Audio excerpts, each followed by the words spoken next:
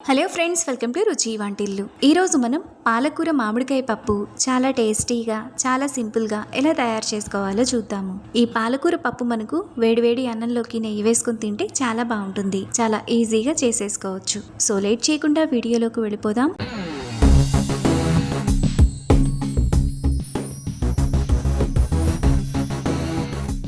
ముందుగా పాలకూర పప్పు చేసుకోవడానికి కుక్కర్ తీసుకొని అందులో కడిగిన 100 గ్రాముల కందిపప్పును వేసుకోవాలి.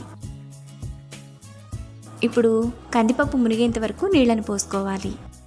తరువాత 4 కట్టల పాలకూరను 3-4 సార్లు బాగా కడిగి ఇలా సన్నగా తరిగి వేసుకోవాలి. ఇప్పుడు కుక్కర్ మూత విజిల్ పెట్టుకొని స్టవ్ మీద పెట్టి 3 విజిల్స్ వచ్చేంత వరకు మీడియం ఫ్లేమ్లో ఉడకనివ్వాలి. కుక్కర్ విజిల్స్ వచ్చి ప్రెషర్ పోయిన తర్వాత ఒకసారి బాగా కలుపుకోవాలి. ఇలా కలుపుకున్న తర్వాత కుక్కర్ను పక్కన పెట్టుకోవాలి. ఇప్పుడు స్టవ్ మీద మరో ప్యాన్ పెట్టుకొని అందులో 1 టేబుల్ స్పూన్ ఆయిల్ వేసుకోవాలి. ఆయిల్ వేడైన తర్వాత 1 టీ స్పూన్ తాలింపు గింజలు, 1/2 టీ స్పూన్ ఇంగువ వేసుకొని ఫ్రై చేసుకోవాలి. ఆవాలు చిటపట్లాడిన తర్వాత అందులో 1 ఎండుమిరపకాయ, దంచిన 6 వెల్లుల్లి రెబ్బలు, 2 రెమ్మల కరివేపాకు వేసుకొని ఫ్రై చేసుకోవాలి. తాలింపంతా వేగిన తర్వాత సన్నగా తరిగిన 1 పెద్ద ఉల్లిపాయ, 2 పచ్చిమిరపకాయలు వేసుకొని ఫ్రై చేసుకోవాలి.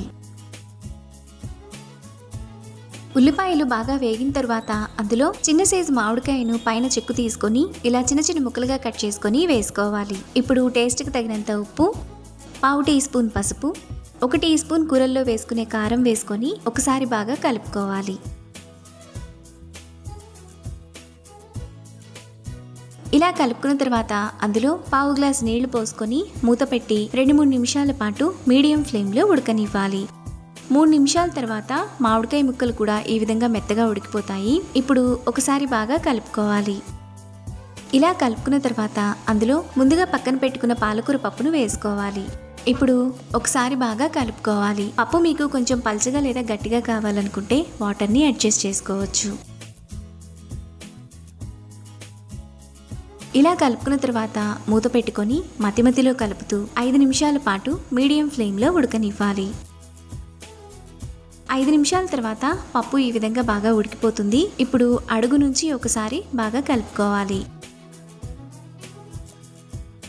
మనకు చాలా టేస్టీగా పాలకూర మామిడికాయ పప్పు రెడీ అయిపోయింది. ఇప్పుడు ఈ పప్పును బౌల్లోకి తీసుకొని వేడివేడి అన్నంలో నెయ్యి వేసుకొని సర్వ్ చేసుకుంటే ఎంతో టేస్టీగా, సింపుల్గా చేసుకునే పాలకూర మామిడికాయ పప్పు రెడీ. ఈ రెసిపీని మీరు కూడా ట్రై చేసి మీకు టేస్ట్ ఎలా కుదిరిందో నాకు కామెంట్స్లో షేర్ చేయండి. ఈ వీడియో కనుక మీకు నచ్చినట్లయితే లైక్ చేసి, షేర్ చేసి, సబ్స్క్రైబ్ చేయండి.